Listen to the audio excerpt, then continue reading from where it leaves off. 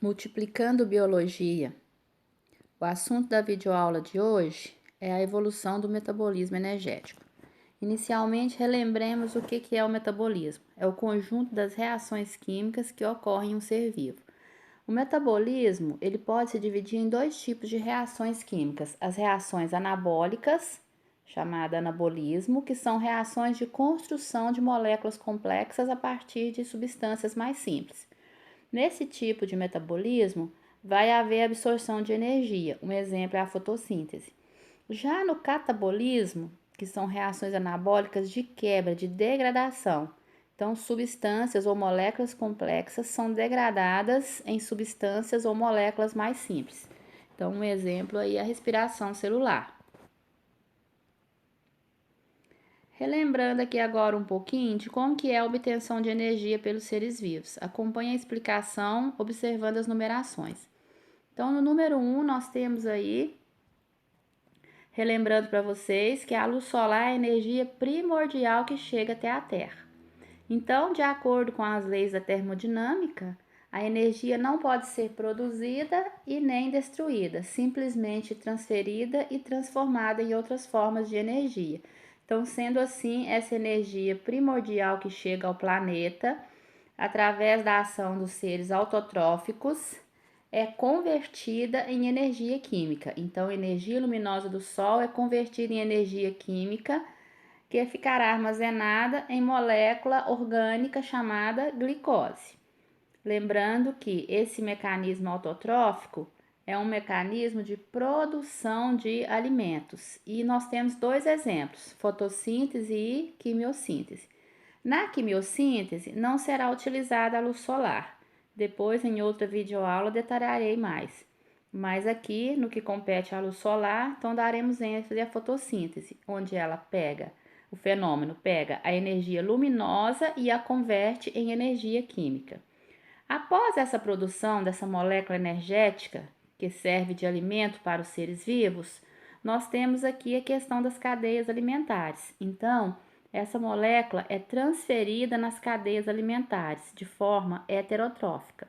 Então, a cadeia alimentar é uma transferência de matéria e energia quando um ser vivo se alimenta do outro. Então, os seres heterótrofos são aqueles que não conseguem produzir o seu próprio alimento, igual os autotróficos. Então, sendo assim, eles são simplesmente consumidores.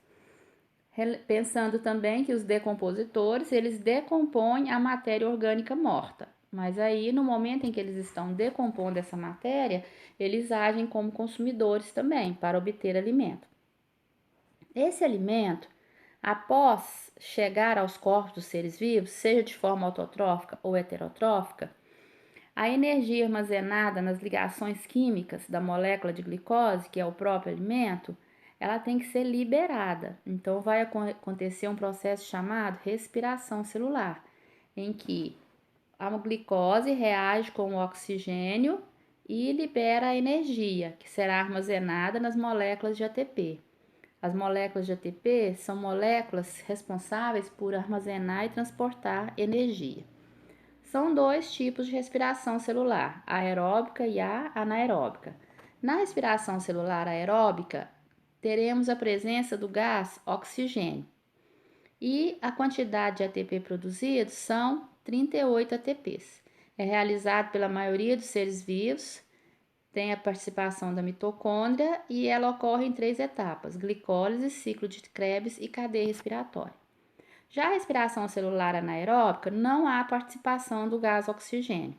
Um exemplo é a fermentação. Então, a molécula de glicose é degradada parcialmente, o subproduto dessa molécula origina uma outra molécula que é usada industrialmente pelo ser humano. Então, a fermentação lática, por exemplo, o ácido lático vai produzir iogurte, os queijos. A fermentação alcoólica vai produzir a molécula de álcool, produção de bebidas alcoólicas, por exemplo. E a fermentação acética produz o ácido acético. Então, aí nós teremos a produção do vinagre. O saldo energético da respiração anaeróbica fermentação é de somente 2 ATPs. Portanto, vai garantir a vida de seres muito simples, como algumas bactérias e alguns fungos. Então, sabendo de toda essa constituição, toda essa movimentação energética do ambiente para o mundo vivo e dentro das suas células, fazendo essa energia se transformar de uma maneira que o organismo possa assimilar para exercer as suas funções vitais, vamos pensar como que os primeiros seres vivos, então, passaram a obter essa matéria e energia para a sua sobrevivência. Partindo do que se tem hoje, né? Nós temos aí, como vocês viram anteriormente falado, os seres autótrofos e os seres heterótrofos. Então, qual que surgiu primeiro, os autótrofos ou os heterótrofos? Então, a hipótese heterotrófica defende que foi os heterótrofos, já a hipótese autotrófica defende que foi os autótrofos. Já de antemão, eu falo para vocês que a hipótese mais aceita, mais plausível por tudo que se conhece hoje é a heterotrófica. Então, vejamos. A hipótese heterotrófica. Então, nós vamos lembrar, né, naquele vídeo anterior em que eu falei sobre a origem da vida, os primeiros organismos muito simples. Então, partindo do pressuposto que a produção de alimentos através da fotossíntese ou da quimiossíntese é um processo muito complexo, quem defende a hipótese heterotrófica acredita que esses primeiros seres vivos tão simples não seriam capazes de promover uma reação química tão complexa como a fotossíntese, não. Outra coisa que nós temos que lembrar também é o habitat em que os primeiros seres vivos se desenvolveram. Então, esse habitat aí, ele não tinha O2. Então, provavelmente, no início, os primeiros seres vivos não eram aeróbicos, provavelmente fermentadores. Então, possivelmente, os primeiros seres eram heterotróficos, ou seja, eles obtinham alimento da sopa química presente naquele ambiente.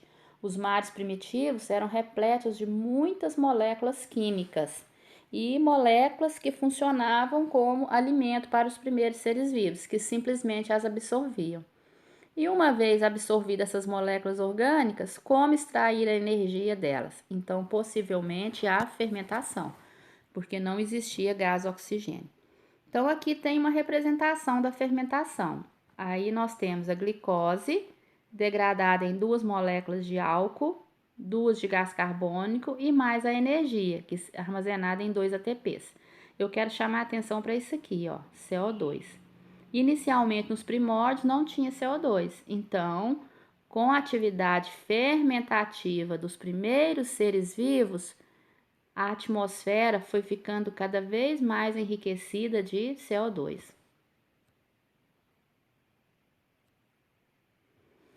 Aí, num dado momento, quando esses seres vivos foram absorvendo esses alimentos dos mares primitivos, o alimento foi se tornando escasso. Então, começou-se uma competição por alimentos. Aí, passados centenas de anos, a quantidade de CO2 no ambiente já estava bastante alta.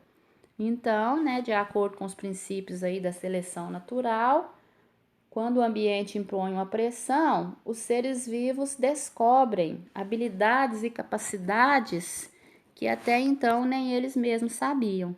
Então, um determinado grupo desses seres vivos que estavam lutando pelo alimento lá naquele ambiente percebeu que, utilizando luz solar, gás carbônico e água, eles conseguiriam produzir uma molécula orgânica que passou a ser o alimento deles.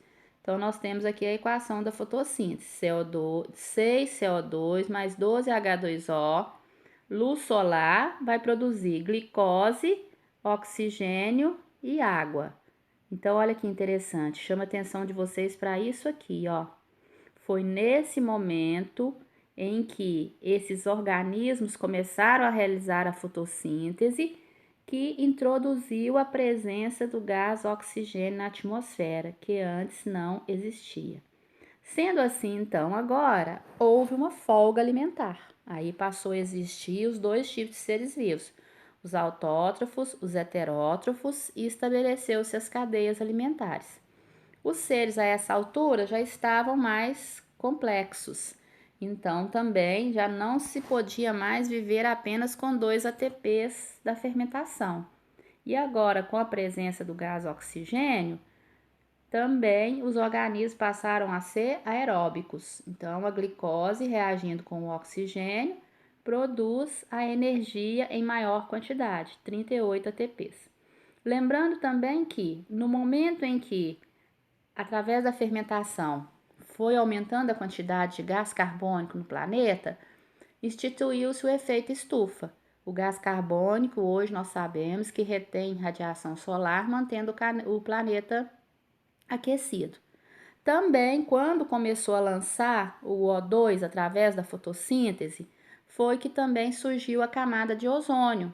O ozônio é um gás constituído por três átomos de oxigênio. Então, aí a camada de ozônio começou a se formar e nós sabemos que ela também nos protege da radiação solar. Então, mais uma vez, né, é o que eu falei no início. A hipótese heterotrófica é a mais aceita atualmente.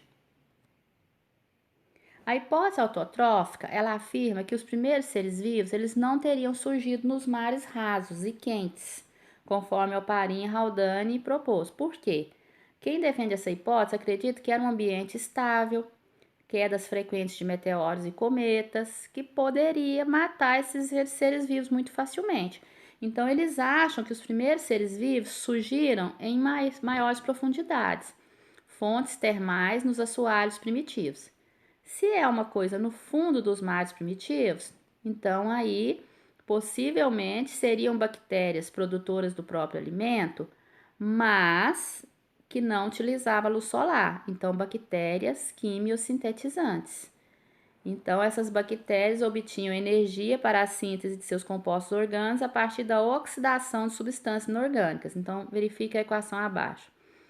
Então aqui duas moléculas inorgânicas, elas reagem e liberam a energia. Essa energia é que vai ser usada na produção do próprio alimento, numa reação semelhante à fotossíntese, só que ao invés de utilizar a luz solar, utiliza-se essa energia que foi liberada nessa reação química.